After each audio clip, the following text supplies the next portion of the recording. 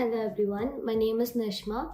Today my group and I will demonstrate how to make homemade sanitizers as a CAS initiative. If you decide to make these sanitizers, the materials we'll be using today also have various other benefits, so they're not going to go waste.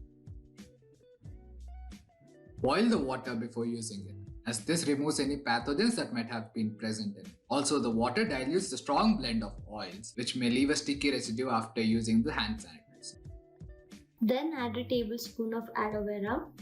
Aloe vera gel is widely known to relieve sunburn and help heal wounds. It has multiple medicinal uses. It's a rich source of antioxidants and vitamins that can protect your skin. Now we'll be adding 10 drops of cinnamon oil. Cinnamon essential oil stimulates circulation, reduces pain, relieves stress, and protects against insects. It can also kill bacteria, viruses, and drug-resistant fungi. A fun fact, cinnamon oil can be used in aromatherapy and as a relaxant. Be careful, this oil is very strong, so it must be used sparingly.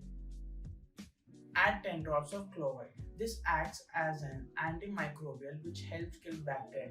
It also has antifungal, antiviral, antiseptic and stimulating properties, which makes it a popular home remedy for various ailments. It is often mixed with other oils to treat several disorders. Add 10 drops of rosemary oil. Rosemary is rich in strong antiseptic properties. It is also replete with antibacterial properties that can treat a host of your respiratory problems. Its scent eases throat condition, treats allergies, cold, and flu. Its antiseptic properties are also beneficial to skin conditions such as eczema. Add 10 drops of eucalyptus oil.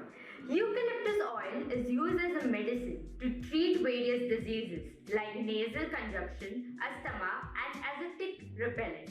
It is used to ease cold symptoms and provide respiratory health benefit. It is used to disinfect wounds. Then add 20 drops of your preferred fragrance. This is optional, but if you feel that the blend of oil is a bit too strong, feel free to add an aroma. Then stir the mixture thoroughly and get a 100 ml spray bottle. We're using a spray bottle as the solution is less viscous than normal sanitizer. Sterilize the spray bottle before moving on. After sterilization, transfer the mixture and you have a homemade sanitizer.